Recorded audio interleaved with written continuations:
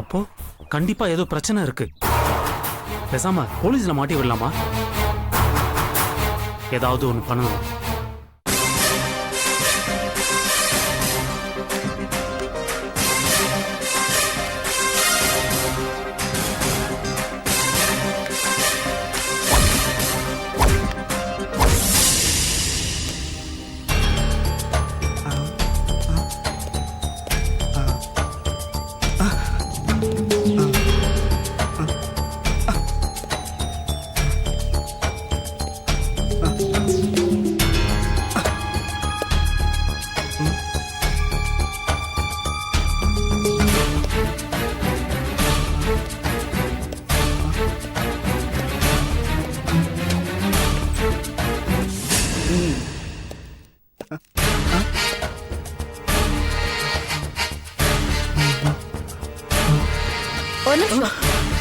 யார பார்க்க வந்தீங்க?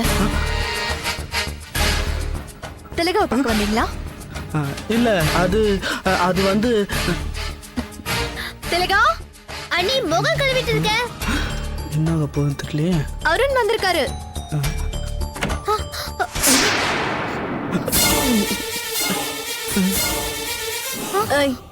என்ன அப்படி பார்த்துட்டு இருக்க? இவர் தானே நான் செஞ்ச கேரட் அல்வாக்கு கைக்கு தங்கவலையில் போடணும்னு சொன்னவரு. அண்ணி அது வந்து எவ்வளவு நாளா நீங்க 2 பேரும் லவ் பண்றீங்க? 4 months தான். 4 மாசமா இந்த விஷயத்தை என்கிட்ட இருந்து மறைச்சிருக்க. உங்ககிட்ட நான் சொல்லணும்னு தான் நினைச்சேன், ஆனா பயமா இருந்துச்சு. எதுக்கு பயம்? நான் உன்கிட்ட ஃப்ரெண்ட் மாதிரி தானே பழகுறேன். அண்ணி மாதிரியா பிஹேவ் பண்ற? சாரி அண்ணி. அம்மா எதுக்கு ஸ்வீட்? அது எனக்கு பார்த்த பொண்ணு வீட்டுல பெருசு ஒண்ணு மண்டை போட்டுருச்சு. அநேகமா கல்யாணம் நின்றுன்னு நினைக்கிறேன். அதான் திலகாவுக்கு ஸ்வீட் கொடுத்துட்டு போலான்னு வந்தேன். அடப்பாவி, ஒருத்தர் சாவு கூட சந்தோஷமா இருக்க உனக்கு?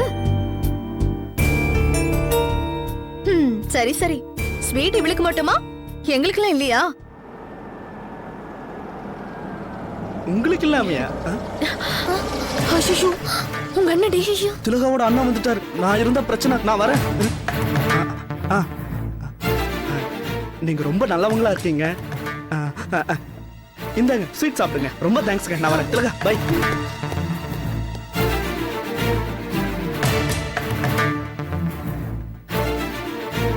மறையர்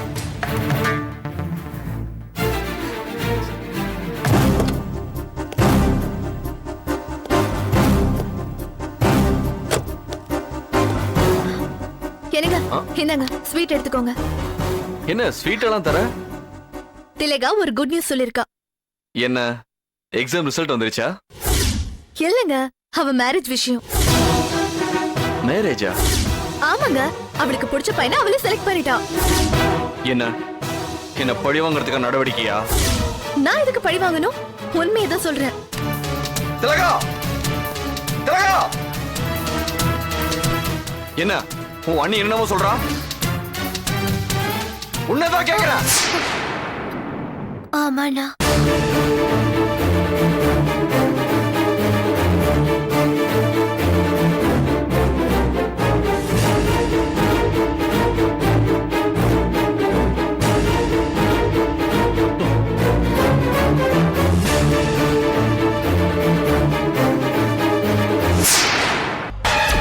அண்ணி என்ன நீ?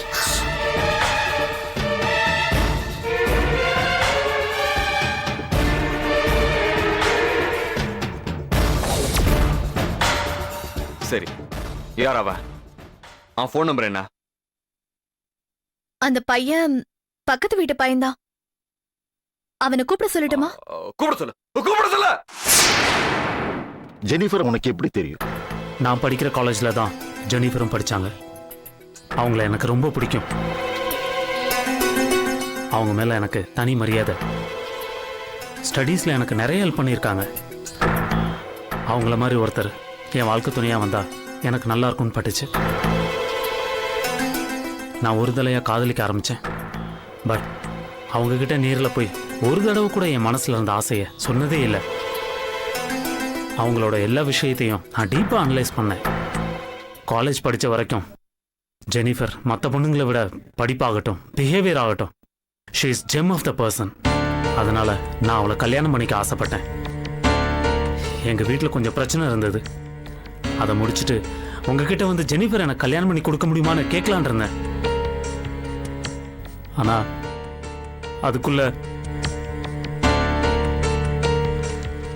இவ்வளவு நடந்துருச்சு அங்கிள். அது மட்டும் இல்ல, எங்க அம்மா தான் ஜெனிஃபர் ஏதாவது பண்ணிருப்பாங்கன்னு நினைச்சு அவங்கள போலீஸ்ல புடிச்சு கொடுத்துட்டேன். ஆனா எங்க அம்மா கொடுத்த தகவலை வச்சு சட்டவிரோதமா கருக்கலை பண்ற ஒரு இடத்துக்கு போய் ஒரு பொம்பளையை விசாரிச்சாங்க. எனக்கு அந்த பொம்பளை மேல சந்தேகம் வந்தது. 4-5 நாளா விசாரிச்சதுல ஜெனிஃபர் அங்க கூட்டிட்டு வந்த ஆள் யாருன்னு ஓரளவுக்கு நான் கண்டுபிடிச்சேன் அங்கிள். யாரா அந்த யோகியன்? நான் யாருன்னு சொல்லுவேன், ஆனா நீங்க தாங்க மாட்டீங்க அங்கிள். பரவாயில்ல, சொல்லுப்பா, யாரா அந்த யோகியம்? உங்க ஓனர் முகுந்த். என்னப்பா சொல்ற? ஆமா அங்கிள், அந்த முகுந்தன் ஜெனிஃபர் கர்ப்பத்தை கலைக்கிற பொம்பளை சந்திக்கிறானா என்ன அர்த்தம்? அவனுக்கும் இதுல ஏதோ சம்பந்தம் இருக்குன்னு தானே அர்த்தம். அந்த அம்மாவை நான் பார்க்கணும். ஏற்பாடு பண்ண முடியுமா? கண்டிப்பா அங்கிள். ஆனா ஒரு வேண்டுகோள். என்னப்பா? நான் உயிருக்கு உயிரா காதலிச்ச ஜெனிஃபரை இந்த நிலைமைக்கு ஆளாக்குனது அந்த முகுந்தன் தான் கன்ஃபார்ம் ஆச்சுன்னா அவனை நீங்க என்கிட்ட ஒப்படைக்கணும் அங்கிள். அவனை நான் கொல்லணும், என் கையால கொல்லணும் அங்கிள்.